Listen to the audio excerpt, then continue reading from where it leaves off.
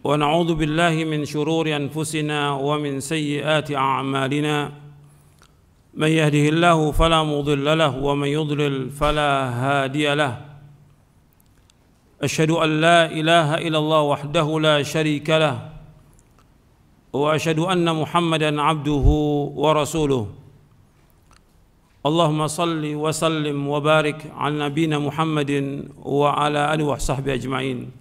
Ikhwan fiddin, azakumullah. Saya akan jelaskan sedikit yang berkaitan dengan kematian. Tolong perhatikan semuanya. Allah berfirman di dalam surah Al-Anbiya di ayat 35, Allah berfirman, "Kullu nafsin dha'iqatul maut wa nabluukum bisyarri wal khairi fitnah wa ilaina turja'un." Kullu nafsin dha'iqatul maut, setiap jiwa pasti akan mati. Wa nabluukum bisyarri wal khairi fitnah, dan kami akan uji kalian dengan kejelekan dan dengan kebaikan. Fitnatan ay ibtila'an wa imtihanan, sebagai cobaan dan ujian. Wa ilaina turja'un, dan kepada kamilah kalian akan dikembalikan. Bahwa kematian merupakan satu kepastian.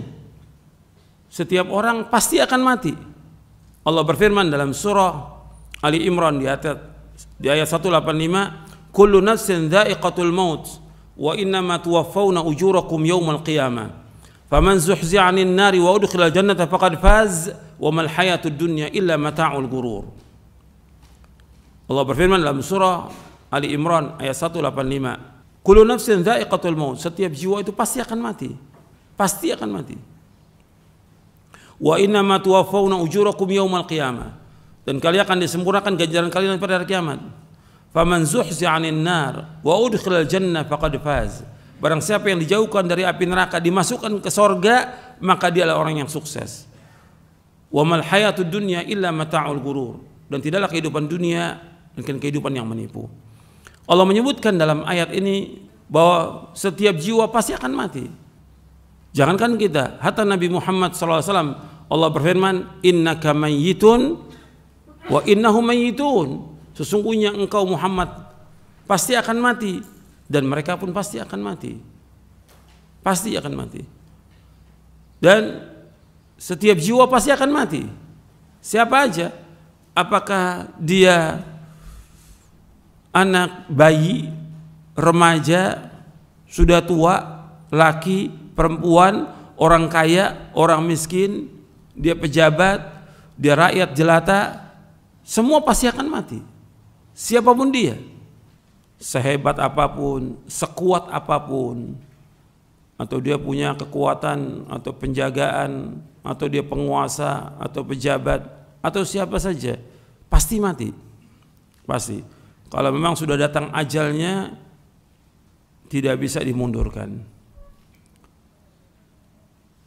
Dan umumnya manusia takut dengan kematian dan lari dari kematian.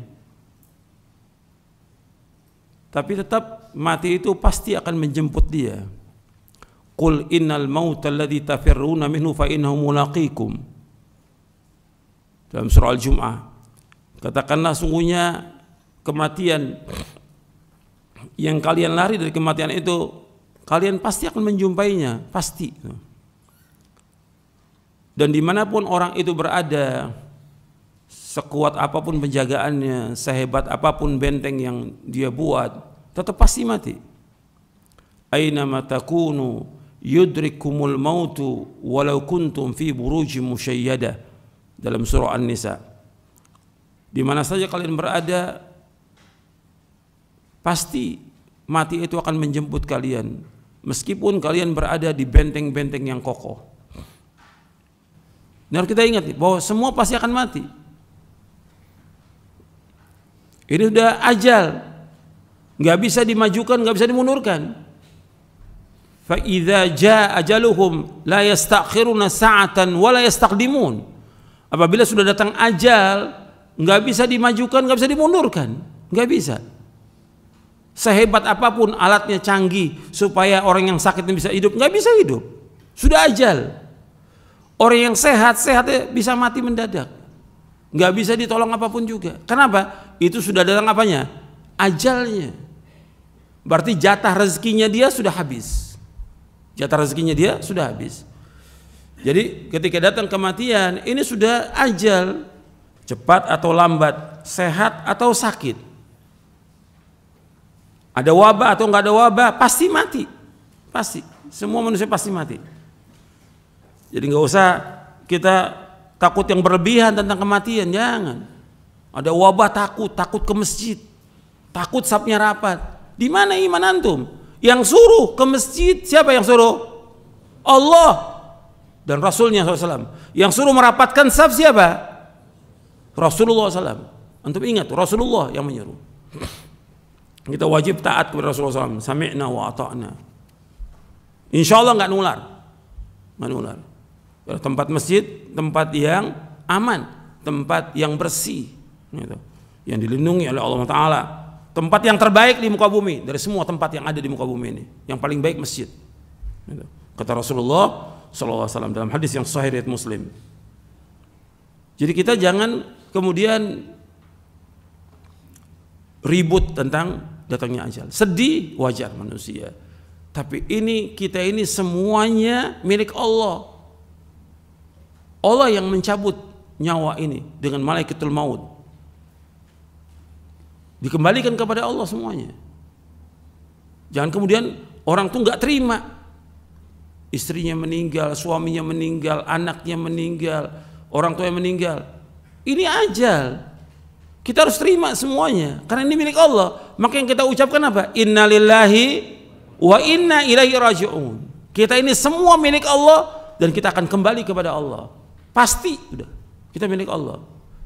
Jadi nggak ada yang menciptakan kita kecuali Allah. Ketika Allah cabut nyawa itu miliknya Allah. Kita harus sabar dan harus redho. Yang paling tinggi redho dengan apa yang Allah sudah tetapkan ajal itu. Siapapun dia, apakah itu istri kita, suami kita, anak kita, orang tua kita, orang yang kita paling cintai.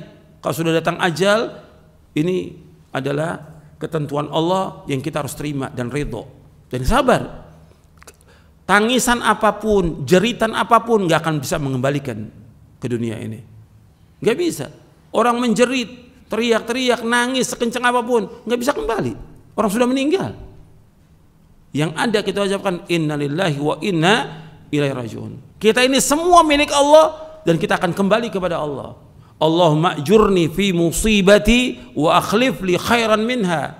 Allahumma ajurni fi musibati, ya Allah berikan ganjaran kepadaku dari musibah ini. Wa akhlif li khairan, gantikan yang lebih baik ya Allah. Itu permintaan yang diajarkan oleh Rasulullah sallallahu alaihi wasallam. Mudah-mudahan bermanfaat. Wassallallahu nabiyana Muhammadin sallallahu alaihi wa ala alihi wasallam.